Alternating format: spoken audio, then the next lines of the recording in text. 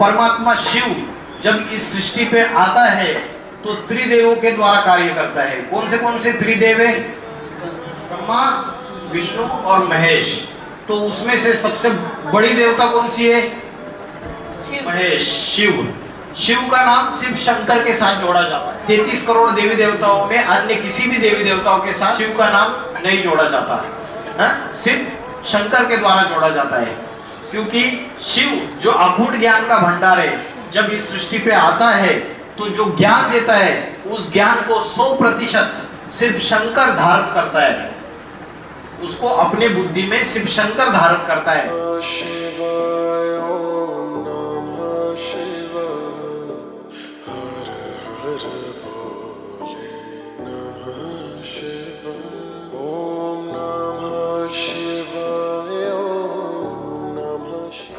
ओम नमः शिवाय।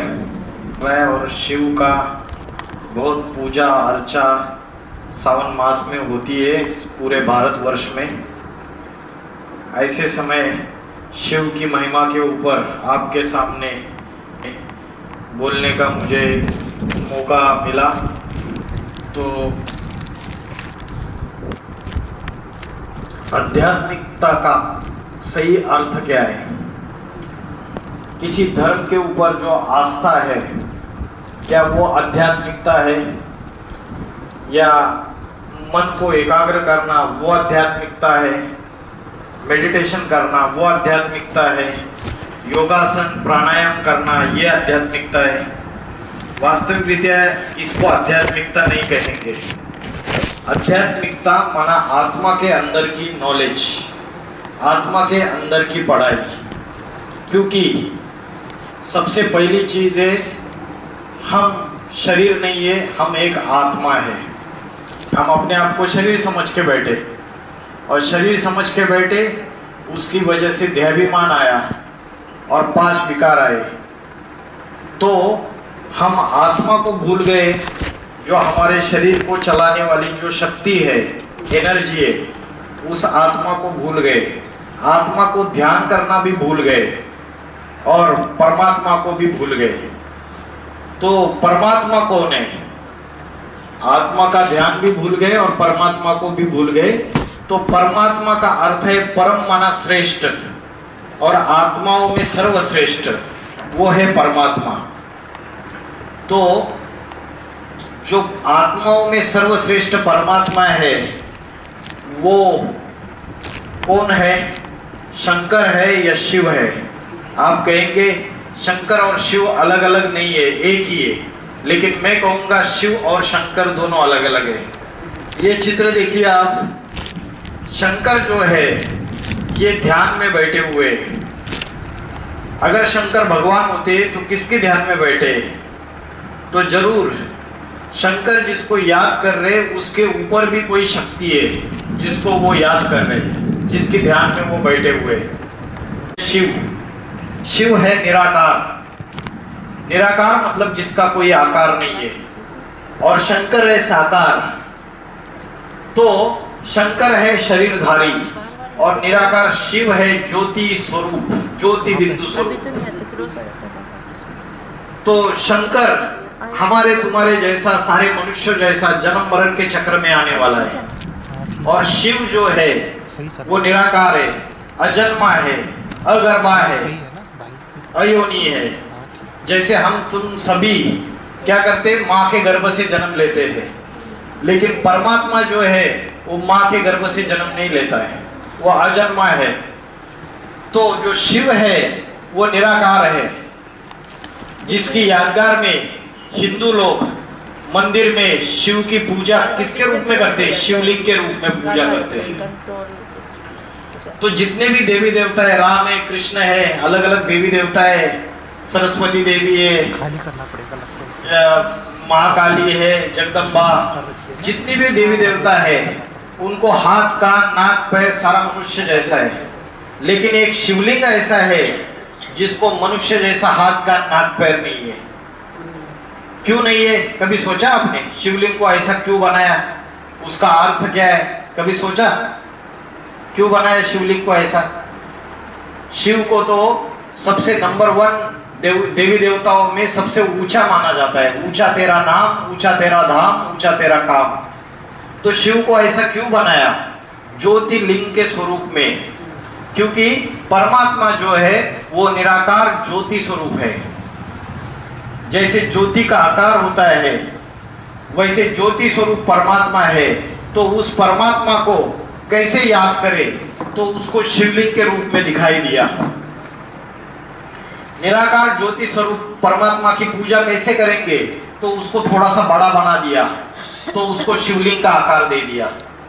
तो परमात्मा निराकार ज्योति स्वरूप है, उसकी यादगार में हमने पत्थर का शिवलिंग बनाया और उसको हम याद करते हैं। तो परमात्मा शिव निराकार ज्योति स्वरूप है। आपने देखा रहेगा कि मंदिर में कभी कभी शिवलिंग भी स्थापन किया रहता है और उसके आजू बाजू में देवी देवताओं की मूर्तियां रहती है और उसमें शंकर की मूर्ति भी अलग से रहती है। तो इसका मतलब है शिव और शंकर दोनों अलग अलग हैं। शंकर जिसकी याद में बैठ रहा है, जिसको याद कर रहा है, वो शिव है। तो शिव है भगवान, परम पिता परमात्मा, सारी सृष्टि का पिता, सारी आत्माओं का पिता, पशु पक्षी कीट मनुष्य सबका पिता शिव है। और सिर्फ मनुष्य आत्माओं का पिता है शंकर। जितनी भी मनुष्य आत्मा है, हम सभी, सबका पिता है शंकर। चाहे मुस्लिम हो, क्रिश्चियन हो, किसी भी जाति धर्म के हो, सबका पिता शंकर है। सबने नाम अलग अलग दे दिए। मुस्लिम लोग उसको कहते हैं आदम, आदम और हव्वा, सृष्टि का प्रथम पुरुष और प्रथम स्त्री। क्रिश्चियन लोग बोलते हैं एडम और ईव। जैन लोग बोलते हैं आदिनाथ आदिनाथिनी। और हिंदू लोग बोलते हैं शंकर पार्वती, आदिदेव आदिदेवी। तो सबने नाम अलग अलग दे दिए, लेकिन है वो एक ही व्यक्तित्व। तो ये जो शंकर है, शिव शंकर भोलेनाथ, ये सृष्टि का विश्वनाथ भी कहलाते हैं। तो विश्वनाथ कब बनता है? वो कब सारी विश्व का मालिक बनता है? नाथ माना मालिक। जरूर ऐसा कोई समय रहेगा सृष्टि में जब वो सारी सृष्टि का मालिक बन जाता है, विश्वनाथ बन जाता है और सारी सृष्टि का प्रथम पुरुष बन जाता है। तो कौन सा समय है वो? अभी कौन सा युग चल रहा है पता है आपको? कलयुग चल रहा है। आपको ये चित्र दिख रहा है? क्या है ये? स्वस्तिक है ना, स्वस्तिका। इसके जो स्वस्तिक है, इसको 4 खाने हैं: सतयुग, त्रेता युग, द्वापर युग और कलयुग। अभी कौन सा समय चल रहा है? कलयुग का अंतिम समय चल रहा है। ये घोर पापी कलयुग है और इसमें दुनिया में पाप, भ्रष्टाचार, अत्याचार, दुख, अशांति, आतंकवाद, हिंसा आदि में बढ़ता चला जा रहा है। जब ऐसा समय आता है घोर पापी कलयुग का, तब इस सृष्टि का जो मालिक है, इस सृष्टि का जो मालिक है परमात्मा शिव, वो इस सृष्टि पे आना चाहिए या नहीं आना चाहिए? आना चाहिए। अभी तक तो हम हजारों सालों से मंदिरों में उसकी पत्थर की मूर्ति करके पूजा कर रहे हैं, वो तो जड़ स्वरूप हो गया। फिर भी हमको इतनी शक्ति मिलती है, शिव के मंदिर में जाने से ही हमको इतनी शक्ति मिलती है। जब वो चैतन्य स्वरूप में किसी मनुष्य शरीर में इस सृष्टि पे अवतरित होगा तो सारी सृष्टि का कल्याण हो जाएगा, क्योंकि शिव का अर्थ है कल्याणकारी। वो जो कर्म करता है वो भी कल्याणकारी, जो वाचा बोलता है वो कल्याणकारी, उसके हर वाइब्रेशन कल्याणकारी। तो परमात्मा शिव इस सृष्टि पे कलयुग के अंतिम समय में जो 100 साल का समय है, ये दो ये आपको सुइयां दिख रही है, 2 कांटे दिख रहे हैं, जैसे घड़ी में कांटे होते हैं, ये 2 दिख रहे हैं लास्ट में कलयुग के अंत में। ये जो 100 साल का समय है, इस 100 साल के समय में परमात्मा शिव इस सृष्टि पे आता है। अवतरित हो चुके हैं परमात्मा शिव, और अवतरित होके अपने बच्चों को सृष्टि के आदि, मध्य और अंत का ज्ञान सुनाते हैं। इस सृष्टि की आदि कब हुई, शुरुआत कब हुई, इस सृष्टि का मध्य कौन सा है और इस सृष्टि का अंतिम समय कौन सा है, ये बाप के सिवाय कोई नहीं जानता। और वो सारी सृष्टि का पिता है, वही इसकी ज्ञान उसके अंदर भरा हुआ है। इसलिए जो शिव है वो अखूट ज्ञान का भंडार है। तो कलयुग का ये जो अंतिम समय है 100 साल का, उसको कहते हैं संगम युग। क्या कहते हैं? संगम युग। इसको पुरुषोत्तम संगम युग भी कहते हैं। पुरुष माना आत्मा, और आत्माओं में सबसे उत्तम आत्मा जो बनने का युग है वो है पुरुषोत्तम संगम युग, जिसकी यादगार में हम भक्ति मार्ग में पुरुषोत्तम मास मनाते हैं। पुरुषोत्तम मास मनाते हैं ना, अधिक मास बोलते हैं, पुरुषोत्तम मास बोलते हैं। तो परमात्मा शिव जब सृष्टि में 100 साल के लिए अवतरित होते हैं तो उसकी यादगार में ये पुरुषोत्तम मास मनाया जाता है। तो परमात्मा शिव निराकार जब इस सृष्टि पे आते हैं तो 3 मूर्तियों के द्वारा कार्य करते हैं, जिसको कहा जाता है त्रिदेव। कौन से 3 मूर्तियां है पता है आपको? परमात्मा शिव निराकार आके त्रिदेवों के द्वारा कार्य करते हैं, ब्रह्मा, विष्णु और महेश। तो ब्रह्मा को बूढ़ा तन दिखाया है। ब्रह्मा द्वारा ब्राह्मण समाज की स्थापना करते हैं। कोई जाति का ब्राह्मण अभी ब्राह्मण रहा नहीं कलयुग में, सबके आचार विचार भी ब्राह्मण के रहे नहीं, सारी सृष्टि ही शूद्र बन गई, संस्कार खत्म हो गए आत्मा के अंदर के। तो परमात्मा शिव आके ब्रह्मा द्वारा शूद्र से ब्राह्मण बनाता है, और शूद्र से ब्राह्मण बनाता है, और शंकर द्वारा ब्राह्मण से देवता बनाता है। इसलिए शंकर को एक ही ऐसी देवता है जिसको महादेव बोलते हैं। देव देव महादेव। महादेव क्यों बोलते हैं? क्योंकि शंकर द्वारा परमात्मा ब्राह्मण से देवता बनाने का कार्य करता है। हमको लगता है देवता किधर आकाश में बैठे हुए हैं। मनुष्य ही जब अपने अंदर के 5 विकार, काम, क्रोध, लोभ, मोह, अहंकार, इनको जला देता है तो मनुष्य देवता जैसा बन जाता है। जब अपने अंदर के राक्षसी संस्कारों को खत्म कर देता है तो मनुष्य देवता कहलाता है। और मनुष्य के अंदर जब काम, विषय वासना, क्रोध, लोभ, मोह, अहंकार आते हैं तब वो राक्षस कहलाता है। तो 5 विकारों को जला के मनुष्य देवता बनता है, और मनुष्य को देवता बनने के लिए जो टीचर है वो है शंकर, देवों का देव महादेव। जैसे कोई वकील है, वो वकालत की पढ़ाई पढ़ा के वकील तैयार करेगा। इंजीनियर है, इंजीनियरिंग की पढ़ाई पढ़ा के इंजीनियर तैयार करेगा। वैसे देव का देव महादेव जब इस सृष्टि पे अवतरित होता है तो वो देवता बनने की पढ़ाई पढ़ाता है, जिसको बोलते हैं राजयोग की शिक्षा। कौन सी पढ़ाई पढ़ाता है? देवता बनने की पढ़ाई, मनुष्य से देवता बनने की पढ़ाई, जिसके लिए शास्त्रों में बोला है मानुष्य से देवता की कर्तन लागे वार। मनुष्य से देवता बनने के लिए 1 सेकंड लगता है। तो आज हम तो अलग अलग साधु से, गुरुओं से पढ़ाई पढ़ रहे, लेकिन इस सृष्टि का उत्थान नहीं हो रहा है।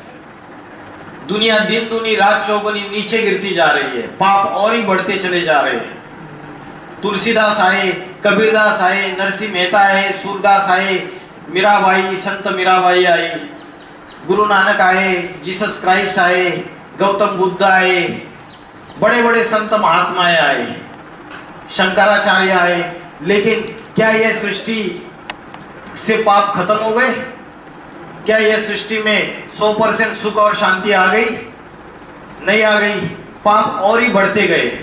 जब इसकी आती हो जाती है तब इस सृष्टि का मालिक जो शिव परमात्मा है वो इस सृष्टि पे अवतरित होता है, और अवतरित होता है तो अति साधारण मनुष्य शरीर में अवतरित होता है। हम सारे मनुष्य माँ के गर्भ द्वारा जन्म लेते हैं, लेकिन परमात्मा शिव माँ के गर्भ द्वारा जन्म नहीं लेता है। उसे गीता में बोला है अजन्मा, अगर्भा, उसका दिव्य जन्म है। तो जैसे कोई भूत प्रेत किसी में प्रवेश करता है, सुना है ना आपने? भूत प्रेत, हम बोलते हैं उसको भूत लग गया। तो भूत प्रेत जैसे किसी में प्रवेश करता है, वैसे परमात्मा शिव जब इस सृष्टि पे आता है तो साधारण मनुष्य शरीर में प्रवेश करता है। इसलिए ब्रह्मा को बूढ़ा दिखा दिया, बूढ़ा तन, दाढ़ी मूछ वाला। तो किसी साधारण 60 साल की आयु के वानप्रस्थ अवस्था वाले मनुष्य शरीर में प्रवेश करता है, जिसके लिए श्रीमद् भगवद गीता में बोला है अवजानान्ति मामूढ़ा मानुषी तनुमाश्रितम। मुझ साधारण तन में आए हुए भगवान को मूर्ख बुद्धि लोग पहचान नहीं पाते। क्यों नहीं पहचान पाते? आंखों पे पट्टी पड़ी हुई है हमारे। कौन सी पट्टी पड़ी हुई है? भौतिक सुखों की। ये जो माया है ना दुनिया में, झूठी माया, झूठी काया, झूठा सब संसार, तो ये माया है, इसकी पट्टी पड़ी हुई है। इसकी वजह से मेरा मेरा मेरा काम, क्रोध, लोभ, मोह, अहंकार, इसके पांचों विकारों में बुद्धि जकड़ी हुई है पूरी तरीके से। तो उसकी वजह से वो परमात्मा शिव साधारण मनुष्य शरीर में अवतरित हो चुका है। उसका कार्य शुरू हो चुका है इस दुनिया में। भारत में आता है वो, उत्तर भारत में, उत्तर प्रदेश में उसका अवतरण होता है साधारण दीक्षित ब्राह्मण के घर में। तो वो परमात्मा शिव इस सृष्टि पे अवतरित हो चुके हैं, लेकिन भौतिकता का, माया का आवरण होने की वजह से हम उसको पहचान नहीं पाते। श्रीमद् भगवद गीता में बोला है, नाहम प्रकाश सर्वस्य योग माया समावृत। मैं सभी के सामने प्रत्यक्ष नहीं हूं, योग माया से ढका हुआ हूं। तो ये योग माया क्या है? ये माया है, ये दुनिया। मोटर गाड़ी, बंगला चाहिए, खाने पीने के लिए, शरीर के सुखों में, भौतिक सुखों में, शरीर के इंद्रियों के भोगों में ये बुद्धि लगी हुई है। इंद्रियों को संयम करने वाला मन, वो मन भी स्थिरियम नहीं है। छोटे बच्चे से लेकर बूढ़े तक सबका मन भटक रहा है, नहीं भटक रहा है? किसी का मन एकाग्र है? नहीं है। तो ये मन और बुद्धि भी स्थिरियम नहीं है, और मन बुद्धि स्थिरियम नहीं है तो हमारी आत्मा भी एकाग्र नहीं है। आत्मा की बैटरी डिस्चार्ज हो चुकी है। तो परमात्मा शिव आते हैं इस आत्मा की बैटरी को फिर से चार्जिंग करने के लिए। जैसे मोबाइल की बैटरी रोज चार्जिंग करते हैं, नहीं करते, वैसे आत्मा की बैटरी भी हमारी सबकी डिस्चार्ज हो चुकी है। उसको चार्जिंग कैसे करें? उसको चार्जिंग करने के लिए हमें अपने आत्मा का ध्यान करना पड़ेगा। और आत्मा रहती है दो भ्रुकुटी के बीच में। आत्मा कहाँ रहती है? दो भ्रुकुटी के बीच में, जहां भारत की कन्या माताएं बिंदी लगाती है। बिंदी लगाते ना, यहाँ जहां बिंदी लगाते वहां आत्मा रहती है। और पुरुष लोग यहाँ टीका लगाते हैं, यहाँ पे आत्मा रहती है। जैसे आकाश में सितारा चमकता है, वैसे आत्मा ज्योति बिंदु स्वरूप है। उस आत्मा को याद करोगे और परमात्मा शिव को याद करोगे तो परमात्मा ने कहा है, जब मैं चैतन्य स्वरूप में इस सृष्टि में आता हूं तो तुम्हारे सारे पाप कर्म विनाश हो जाते हैं। जिसके लिए बोला है, सन्मुख होई जीव मोहि जबई जन्म कोटि अगनाशई तबई। जब मेरे सन्मुख, मतलब मुख के सामने जब जीव आता है तो उनके सारे जो पाप कर्म है वो विनाश हो जाते हैं। अनेक जन्मों के पाप कर्मों को मैं विनाश कर देता हूं। गंगा की पानी में हजारों सालों से नहा रहे जाके, पाप कर्म विनाश हुए क्या किसी के? हैं? हजारों सालों से गंगा की पानी में डुबकी लगा रहे, नहा रहे, किसी के पाप कर्म विनाश हुए? नहीं हुए ना। और ही दुनिया पापी बनती जा रही है, और ही दुनिया में पाप, भ्रष्टाचार, अत्याचार, व्यभिचार, दुख, अशांति बढ़ता जा रहा है। तो परमात्मा शिव जब इस सृष्टि पे आते हैं तो उनके बुद्धि से जो ज्ञान गंगा निकलती है, उसकी वजह से सारी सृष्टि का कल्याण हो जाता है, पापों से मुक्त हो जाती है। इसलिए आपने देखा रहेगा, ये देखिए शंकर का चित्र, शंकर की जटा, जटा के ऊपर से क्या बहती है? गंगा बहती है। तो वो कौन सी गंगा है? पानी की गंगा है क्या? ये पानी की गंगा है ना। चित्रकार को अगर दिखाना है कि इनके बुद्धि से ज्ञान निकल रहा है, तो चित्रकार कैसे दिखाएगा? बुद्धि से ज्ञान निकल रहा है। तो इसलिए बोलते हैं, जैसे ज्ञान ये जल है, पानी के समान है, बहता रहता है ज्ञान जल। तो इसलिए शंकर की जटा से जो गंगा निकली है वो पानी की गंगा नहीं है, ज्ञान गंगा है। शंकर को बड़ी बड़ी जटाएं दिखा दी, तो क्या कोई बड़ी जटाएं वाला मनुष्य है क्या कोई? जो आपने साधु, ऋषि, सन्यासी, नागा बाबा देखे रहेंगे, वो भी बड़ी बड़ी जटाएं रखते हैं। तो उस जटा का अर्थ क्या है? उसका आध्यात्मिक रहस्य क्या है? किसी की बुद्धि बहुत विशाल है, कोई बहुत बुद्धिमान है, तो उस बुद्धिमान व्यक्ति की बुद्धिमानी चित्रकार कैसे दिखाएगा चित्र में कि ये व्यक्ति बहुत बुद्धिमान है? चित्रकार कैसे दिखाएगा चित्र में इस बात को? तो चित्रकार बड़ी बुद्धि है तो उसके केश जो है बुद्धि रूपी जटाएं बड़ी बड़ी दिखा देता है। तो बड़ी जटाएं इसका अर्थ है बड़ी बुद्धि, बुद्धिमान। तो शंकर को बड़ी जटाओं के रूप में दिखा दिया, इसका मतलब यह है कि वो सृष्टि का सबसे बुद्धिमान मनुष्य है और उसके बुद्धि से ये ज्ञान गंगा निकल रही है। तो चित्र में जो भी शंकर की महिमा दिखाई है उसका गहरा आध्यात्मिक रहस्य है। शंकर को तीसरा नेत्र दिखाया, आपने देखा रहेगा शंकर को तीसरा नेत्र है। उसे कहते क्या बोलते उसको? शिव नेत्र। क्या कहते? शिव नेत्र। शंकर को तीसरा नेत्र दिखाया। बोला शंकर जब तीसरा नेत्र खोलता है तो सारी दुनिया का विनाश हो जाता है, सारी दुनिया में प्रलय आ जाता है, विनाश हो जाता है। तो जब परमात्मा शिव इस सृष्टि पे आता है तो सारी सृष्टि में विनाश का समय की शुरुआत हो जाती है, क्योंकि मनुष्य ने अपने विनाश के सारे साधन तैयार कर लिए। मनुष्य ने अपने विनाश के साधन तैयार किए या नहीं किए? अभी बताइए मेरे को, अभी ऐसा समय है या नहीं है? क्या क्या साधन तैयार किए, किसी को पता है? जो आज से 70-80 साल पहले वो साधन नहीं थे, अब है। मोबाइल तो है लेकिन परमाणु बॉम्ब तैयार किए, एटम बॉम्ब। एटम बॉम्ब तैयार हुए या नहीं हुए? जिसको परमाणु बॉम्ब बोलते।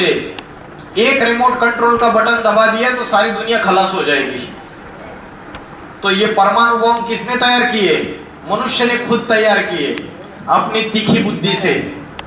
तो अगर कोई शेख चिल्ली है और किसी पेड़ पे किसी डाली को काट रहा है और उसी डाली पे बैठ के काट रहा है तो क्या होगा? मूर्ख है ना, खुद भी नीचे गिरेगा, डाली कट जाएगी। तो समझ रहे हैं मैं क्या बोल रहा हूं? वैसे मनुष्य ने अपने विनाश के सारे साधन तैयार कर लिए। अभी ये कलयुग के बाद जब सृष्टि का अंतिम समय आता है तो उसके बाद नई सृष्टि शुरुआत हो जाती है, और जो नई सृष्टि शुरुआत हो जाती है उसे कहा जाता है सतयुग। क्या कहा जाता है? सतयुग। ये चक्र घूमता रहता है। कलयुग का अंत, कलयुग माना रात्रि। क्या है? कलयुग रात्रि है। और सतयुग माना दिन, माना नई दुनिया। ये जो नई दुनिया आएगी वो नई दुनिया कैसे आएगी? परमात्मा आके राजयोग की पढ़ाई पढ़ाता है और मनुष्य से देवता बनने की पढ़ाई पढ़ाता है। तो नई दुनिया जो सतयुग है उसमें देवी देवताओं का राज्य शुरुआत हो जाएगा। देवी देवता किधर ऊपर नहीं रहते, इसी दुनिया में स्वर्ग और इसी दुनिया में नरक है।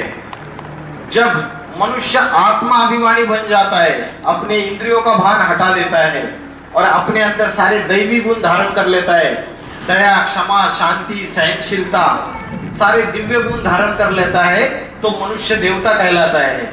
और उसे जो शुरुआत हो जाती है उसे कहते हैं सतयुग या स्वर्ग। ये सतयुग या स्वर्ग, इसमें लक्ष्मी नारायण का राज्य होता है, राम राज्य होता है, जहाँ सुख ही सुख है, जहाँ कोई भौतिक सुखों का आकर्षण नहीं है, कोई रोग नहीं है, कोई चोरी चकारी नहीं है, किसी भी प्रकार का दुख नहीं है, अकाल मृत्यु नहीं है।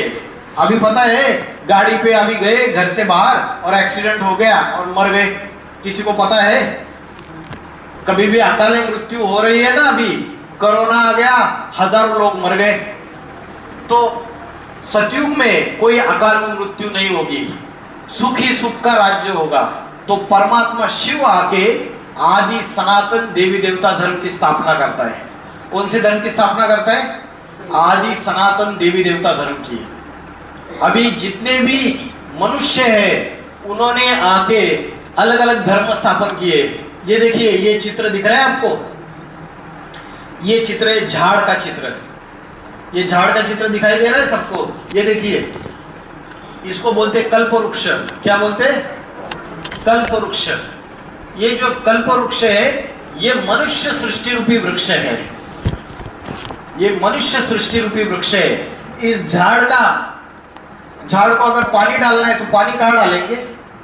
बीज में पानी डालेंगे, टहनियों में पानी डालेंगे, पत्तों में पानी डालेंगे, या जड़ों में या बीज में पानी डालेंगे?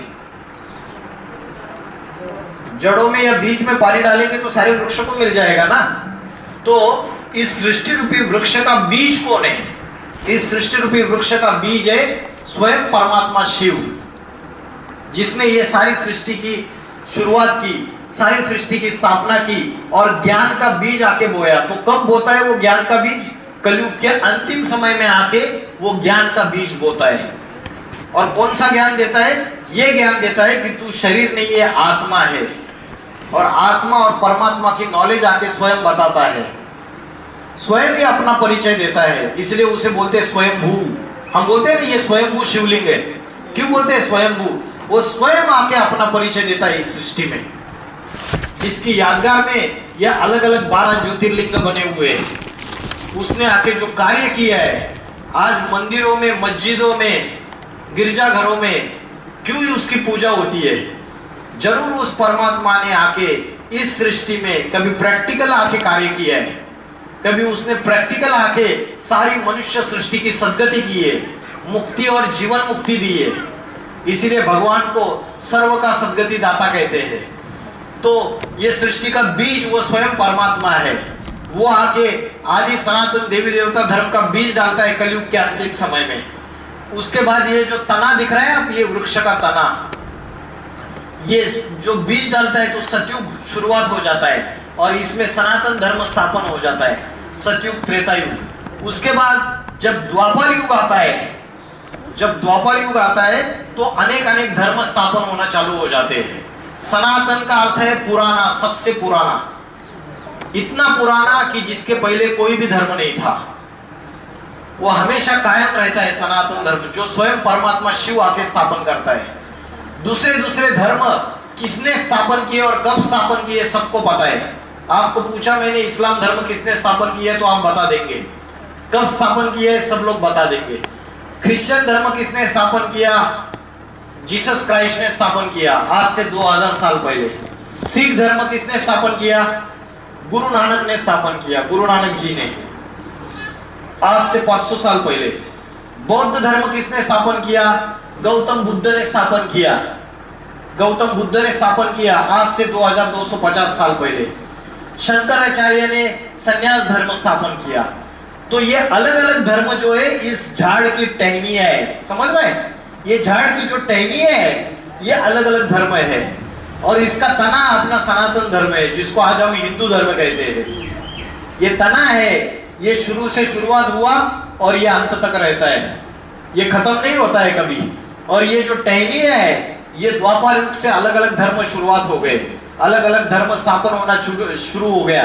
ये बौद्ध धर्म, संन्यास धर्म, इस्लाम धर्म, क्रिश्चियन धर्म, और ये जो पत्ते हैं इन धर्मों के फॉलोवर्स है।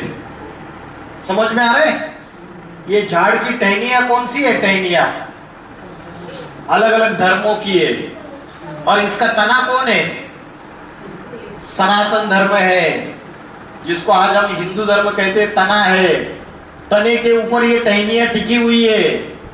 समझ रहे हैं? हिंदू धर्म कितना श्रेष्ठ है भूल चुके। और दूसरे दूसरे धर्मों को किसने स्थापन किया पता है, लेकिन हिंदू धर्म, सनातन धर्म किसने स्थापन किया किसी को पता नहीं है। हम बता रहे हैं आपको कि परमात्मा शिव हर कलयुग के अंत में आके सनातन धर्म की स्थापना करता है, आदि सनातन देवी देवता धर्म की स्थापना करता है।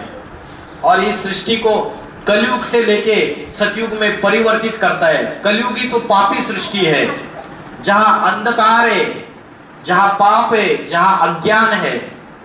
आज अज्ञान ही अज्ञान है, क्योंकि हम अपनी आत्मा को भूल गए और परमात्मा को भी भूल गए। इसलिए महाशिवरात्रि मनाई जाती है। देखिए, कृष्ण का जन्म है, कृष्ण जन्माष्टमी कहते हैं। राम का जन्म है, रामनवमी कहते हैं। लेकिन शिव जब इस सृष्टि पे अवतरित होता है तो उसको शिव नवमी, शिव जन्माष्टमी क्यों नहीं कहते? महाशिवरात्रि क्यों कहते हैं? कभी सोचा है? महाशिवरात्रि क्यों कहते हैं उसको, बताइए? इसलिए कहते हैं क्योंकि कलयुग में घोर पापों की, अंधकार की रात्रि, अज्ञान की रात्रि जब फैल जाती है तब शिव परमात्मा इस सृष्टि पे अवतरित होते हैं। महाशिवरात्रि, महारात्रि मतलब महापाप। रात्रि में क्या होते हैं? पाप होते हैं ना। दिन में पाप नहीं होते, रात्रि में पाप होते हैं। तो ये रात्रि फैली हुई है इस सारी दुनिया में, तब शिव का अवतरण होता है इस सृष्टि पे, इसलिए उसे महाशिवरात्रि बोला है। उसका दिव्य जन्म है, साधारण जन्म नहीं है। तो उस महाशिवरात्रि को हम मनाते हैं त्योहार के रूप में, लेकिन हम समझ नहीं पाते कि क्यों हम मना रहे हैं इसको। तो वो परमात्मा शिव जो सारी सृष्टि का बीज है, जब वो इस सृष्टि पे आता है तब वो सृष्टि के आदि मध्य अंत का ज्ञान बताता है कि सतयुग कब शुरुआत हुआ, कलयुग कब आया। तो ये सृष्टि का जो चक्र है, ये पूरा का पूरा चक्र सिर्फ 5000 साल का चक्र है। इसमें सतयुग और त्रेता युग 2500 साल और द्वापर युग और कलयुग 2500 साल। कोई कोई कहते हैं अरे कलयुग तो लाखों वर्षों का है, अभी बहुत पड़ा हुआ है कलयुग। लाखों वर्षों का नहीं है, अभी मनुष्य ने अपने विनाश के सारे साधन तैयार कर लिए, अभी पापों की अति हो चुकी है। उसी समय परमात्मा शिव इस सृष्टि पे अवतरित होता है। तो वो सृष्टि का सबसे आदि पुरुष है, जिसके लिए श्रीमद् भगवत गीता में बोला है तुमादि देव पुरुषा पुराना। तू इस सृष्टि का आदि देव है। तुमादि देव पुरुषा पुराना स्वमस्य विश्वस्य परम निधानम। निधानम माना आश्रय करता, तेरे आधार पे ये पूरी की पूरी दुनिया टिकी हुई है। तुमादि देव पुरुषा पुराना स्वमस्य विश्वस्य परम निधानम। वो सृष्टि का आदि पुरुष है, जिसके लिए बोला है न मे विदु सुरगणाः प्रभवम न महर्षण्या अहमादिरी देवाना मनुष्याना च सर्वशा। मतलब मैं इस सारी सृष्टि का आदि देव हूं। उसको महर्षि माना ऋषिगण भी नहीं जानते हैं, कोई भी नहीं जानता है मेरे दिव्य जन्म को। मैं इस सृष्टि पे जब आता हूं तो साधारण मनुष्य तन में प्रवेश करके अपना कार्य शुरू करता हूं। तो कौन सा कार्य करता है? परमात्मा शिव इस सृष्टि पे आता है तो कौन सा कार्य करता है? परमात्मा शिव इस सृष्टि पे आता है तो पतितों को पावन बनाने का कार्य करता है। पतित माना पापी। तो जो पापी है उनको पुण्यवान बनाने का, उनका पाप विनाश करने का कार्य करता है। तो शिव का अर्थ है कल्याणकारी, और वो जो काम करता है आके पतितों को पावन बनाने का कार्य करता है। ठीक है। तो शंकर और पार्वती को इस सारी सृष्टि के माता पिता बोलते हैं, जिसके लिए शास्त्रों में बोला है जगतम पितरम वंदे पार्वती परमेश्वरो। क्या बोला है? जगतम पितरो वंदे पार्वती परमेश्वरो। तो ये सारी सृष्टि के माता पिता है। श्रीमद् भगवत गीता में बोला है हम इस सृष्टि के माता पिता है। माता पिता पितामह। तो सृष्टि के स्वयं ये माता पिता है, जिनके द्वारा ये सारी सृष्टि संचालित होते हैं, और हम सब उनकी संतानें हैं। तो परमात्मा शिव जब इस सृष्टि पे आता है तो त्रिदेवों के द्वारा कार्य करता है। कौन से त्रिदेव है? ब्रह्मा, विष्णु और महेश। तो उसमें से सबसे बड़ी देवता कौन सी है? महेश, शिव। शिव का नाम सिर्फ शंकर के साथ जोड़ा जाता है। 33 करोड़ देवी देवताओं में अन्य किसी भी देवी देवताओं के साथ शिव का नाम नहीं जोड़ा जाता है, सिर्फ शंकर के द्वारा जोड़ा जाता है। क्योंकि शिव जो अगूढ़ ज्ञान का भंडार है, जब इस सृष्टि पे आता है तो जो ज्ञान देता है उस ज्ञान को 100% सिर्फ शंकर धारण करता है। उसको अपने बुद्धि में सिर्फ शंकर धारण करता है। इसलिए जो शिव के साथ शंकर का नाम मिलाया जाता है, शिव शंकर भोलेनाथ कहते हैं।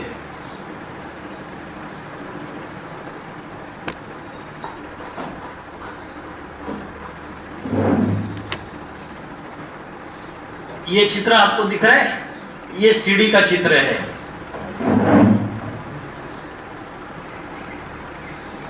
ये सीढ़ी, ठीक है। अभी इस सीढ़ी में सबसे ऊपर है लक्ष्मी नारायण, और सबसे नीचे ये भारत कांटों की शैया पे लिटा हुआ है।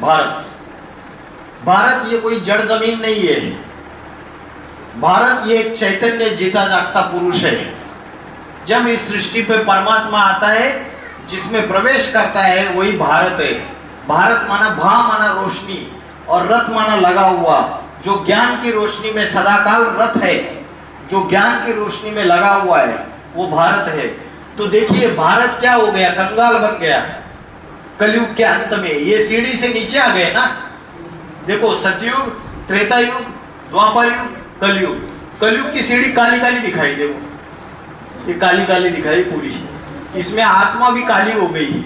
इधर देखो आत्मा का चित्र काला दिखा दिया, इधर आत्मा थोड़ी सी लाल है, इधर सफेद हो, ये तो आत्मा भी काली हो गई। सबके अंदर कली आ गया, कली राक्षस, कली युग। कली माना कलह क्लेश, सारी दुनिया में कलह क्लेश आ गया, झगड़ा टंटा, घर घर में झगड़ा टंटा, समाज में जाति जाति में झगड़ा टंटा, राज्य में झगड़ा टंटा। आज राज्य भी एक दूसरे से लड़ झगड़ रहे हैं ना। कर्नाटक और तमिलनाडु बोलते कावेरी का, जो कावेरी नदी का पानी है वो मुझे मिलना चाहिए, वो बोलता है मुझे मिलना चाहिए। आपस में लड़ाई झगड़ा कर रहे, नदी का पानी भी आपस में बांट गया। वो देशों ने तो आपस में आकाश भी बांट लिया है, बोलते तेरा हवाई जहाज मेरे आकाश में नहीं आना चाहिए। पाकिस्तान बोलता है हिंदुस्तान वालों को तुम्हारा हवाई जहाज अलग आकाश से उड़ाओ, हमारे ऊपर से नहीं जाना चाहिए। मतलब आकाश में भी झगड़ा। अरे आकाश तो प्रकृति का, आकाश, वायु, जल, पृथ्वी, अग्नि, ये तो प्रकृति ने मुहैया किया है, उसको भी आप बांट रहे हो, तो झगड़ा हो गया ना। सारे देशों में आपस में वैमनस्य, शत्रुता, दुश्मनी, झगड़ा बढ़ता चला जा रहा है। तो कलयुग है कलह क्लेश का युग, ये काला काला दिखा दिया पूरा। तो ये दुनिया में ये सीढ़ी से देखो ऊपर से लेके नीचे जा रहे हैं। तो ये देखो भारत का चित्र दिखा दिया। तो क्या है, सतयुग और त्रेता युग स्वर्ग की दुनिया है, राम राज्य है, लक्ष्मी नारायण का राज्य है, सुख ही सुख का राज्य है।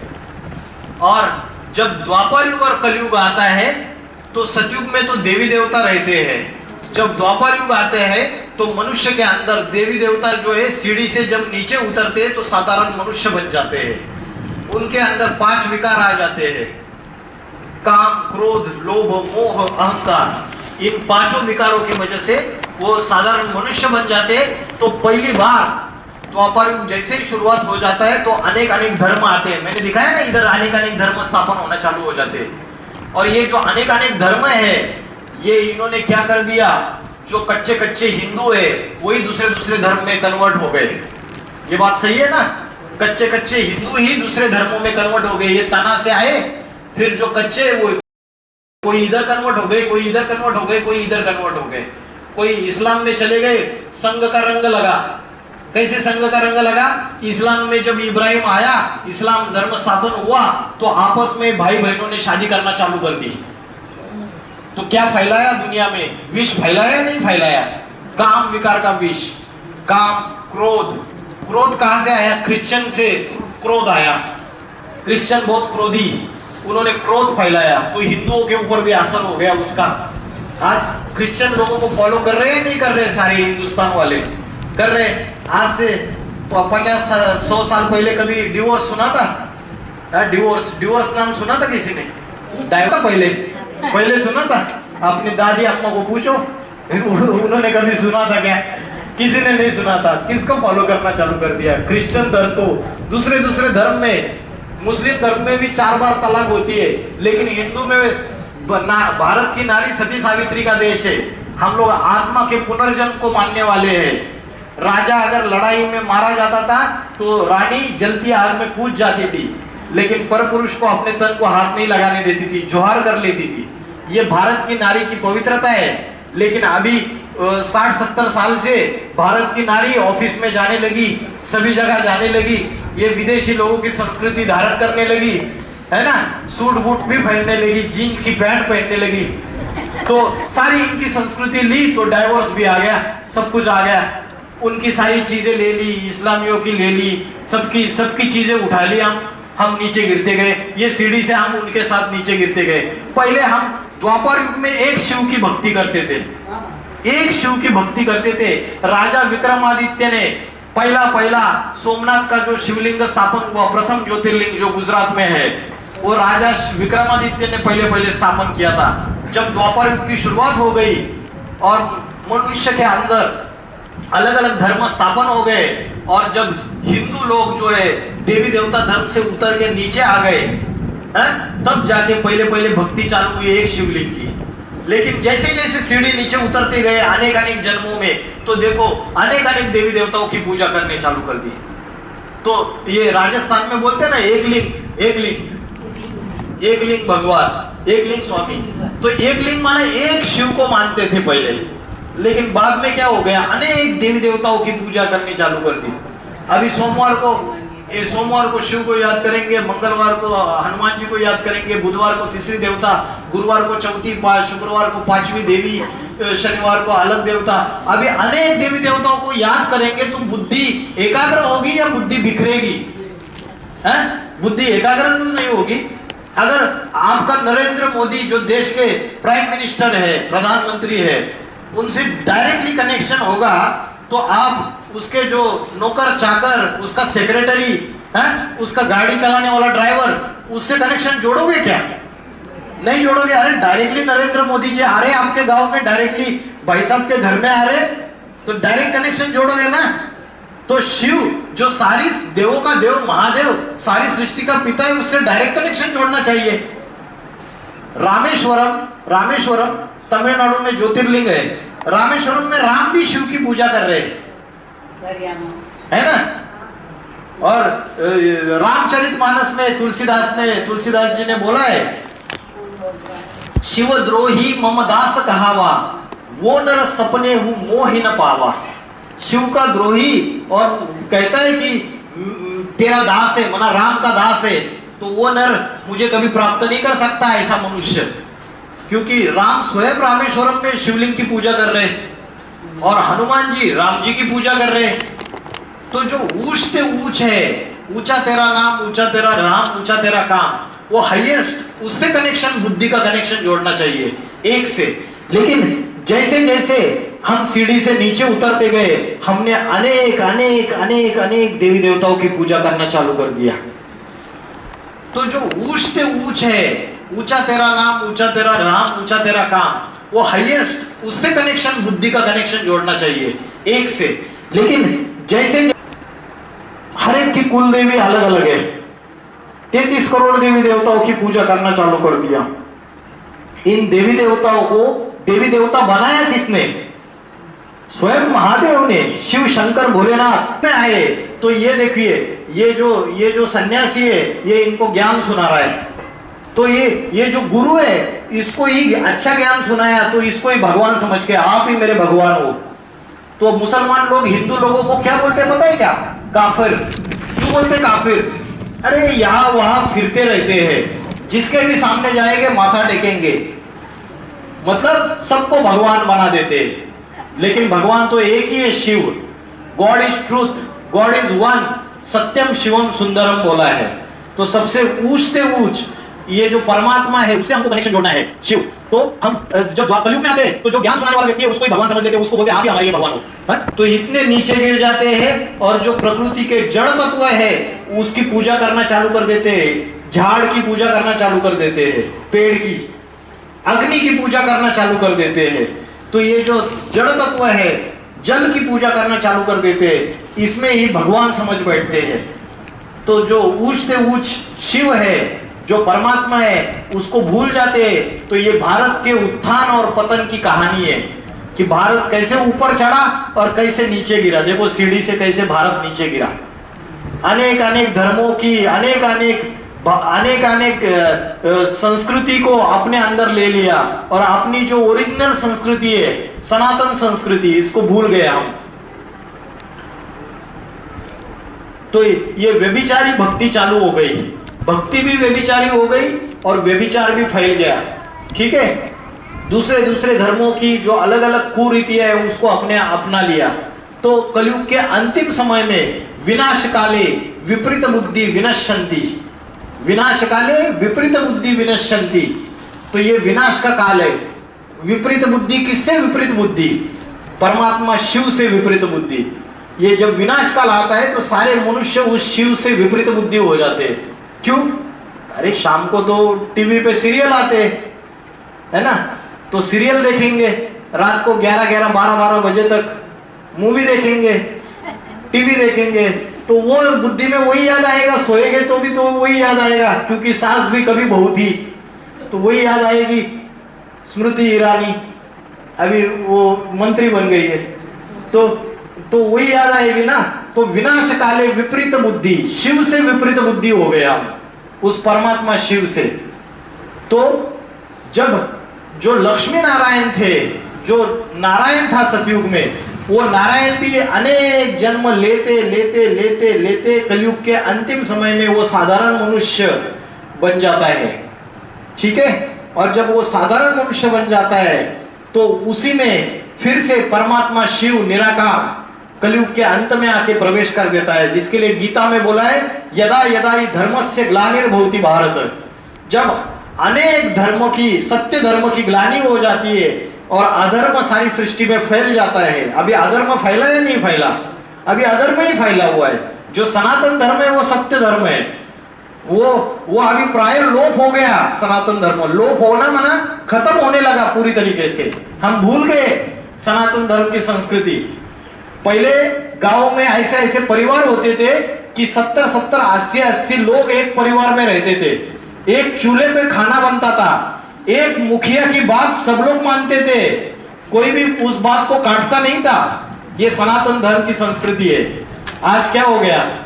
आज 10 साल में 10 दिन शादी होके 10 दिन हो गए, लड़की अपने मायके वापिस चली जाती है।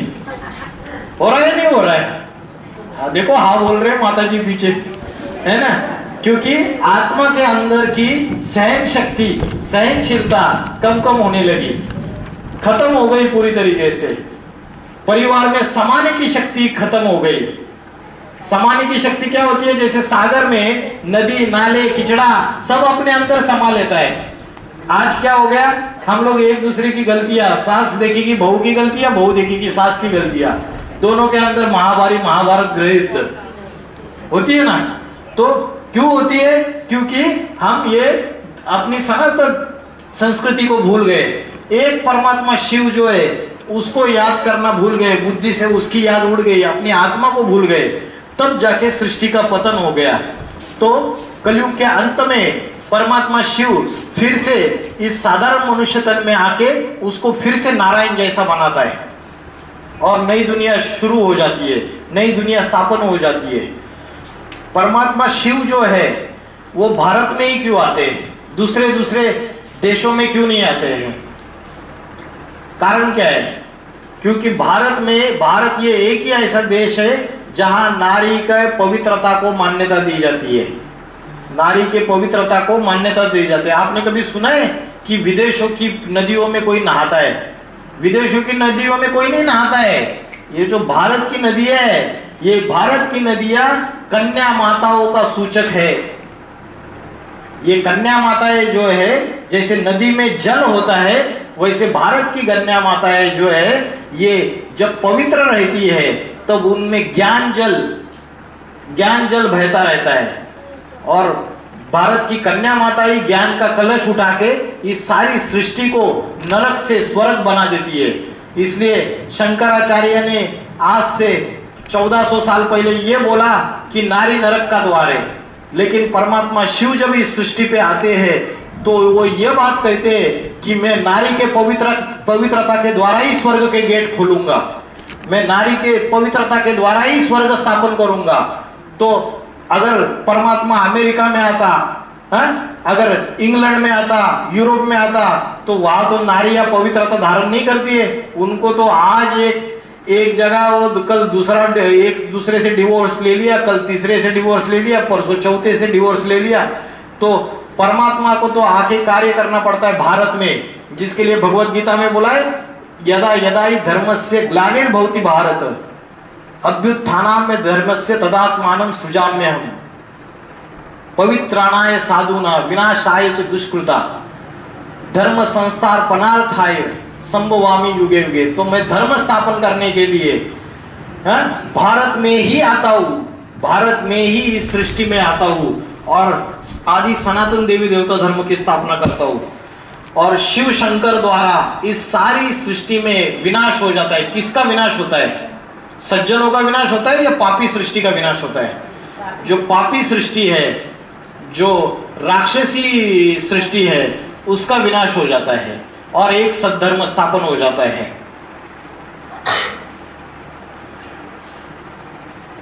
शिव को महाकाल भी बोला है।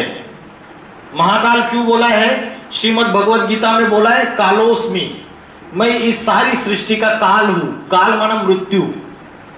जब दुनिया में पाप, भ्रष्टाचार, अत्याचार अति में बढ़ जाते हैं तो सारी सृष्टि का काल मन मृत्यु आ जाता है। आज हिंदू मुसलमान भी झगड़े हो रहे या नहीं झगड़े हो रहे। और आगे आने वाले समय में, ये तो सिर्फ झलके है, आगे आने वाले समय में बड़ा मूवी होने वाला है, ये ट्रेलर है बस। क्योंकि भारत में खास हिंदू मुस्लिम गृह युद्ध होने वाला है और उसके बाद ये जो तीसरा विश्व युद्ध और चौथे विश्व युद्ध में सारी सृष्टि का विनाश, उसके बाद नई सृष्टि चालू। चौथे विश्व युद्ध में ये सारे देश जितने भी बड़े बड़े, अमेरिका, रशिया, ये एटम बम जो है, जो परमाणु बम है, ये सारे इसको फोड़ेंगे और ये परमाणु बम फटेंगे तो सारी सृष्टि में विनाश हो जाएगा, सारी सृष्टि का विनाश चालू हो जाएगा। तो भारत में खासकर हिंदू मुस्लिम गृह युद्ध, उसके बाद ये एटॉमिक विनाश और प्राकृतिक विनाश, बड़े बड़े भूकंप आएंगे, ज्वालामुखी आएंगे, आने वाले समय में अकाल आएगा। आगे चल के ऐसा समय आएगा सड़कों के ऊपर नोटों की गिड्डियां गिरी रहेगी लेकिन खाने के लिए अनाज का दाना नहीं रहेगा। बैंकें फेल हो जाएगी, अभी भी हो रही है बैंकें फेल। बैंक जहां हम पैसा रख रहे, बैंक फेल हो रहे, कितने सारे अच्छे बैंक फेल हो गए। अभी इस तरीके से कलयुग में इतनी अति की दुख और अशांति बढ़ती जाएगी, तब जाके सब उस एक परमात्मा को याद करना शुरू करेंगे, सब उसको एक को याद करना शुरू कर देंगे और तब जाके सारी सृष्टि एक परमात्मा जो शिव शंकर भोलेनाथ है उसके सामने नतमस्तक हो जाएगी। चाहे वो मुस्लिम रहे, क्रिश्चियन रहे, किसी भी धर्म वाला रहे, नास्तिक से नास्तिक रहे, वो सब मानने के लिए तैयार हो जाएंगे कि भगवान इस सृष्टि पे, हमारा बाप इस सृष्टि पे आ चुका है करके। और ये सृष्टि का अंतिम समय है, क्योंकि एक शिव शंकर भोलेनाथ है, उसको बोलते त्रिकालदर्शी, त्रिलोकीनाथ। त्रिकालदर्शी माना वर्तमान, भविष्य और भूत, इन तीनों का ज्ञान है उनको। इस सृष्टि के आदि में क्या था, मध्य में क्या है, अंत में क्या होगा, इन सारी सृष्टि की तीनों चीजों का ज्ञान है, इसलिए उसे त्रिकालदर्शी और त्रिलोकीनाथ ऐसे कहते हैं। ठीक है, फिर इतना बोल के मैं रुकता हूँ अभी।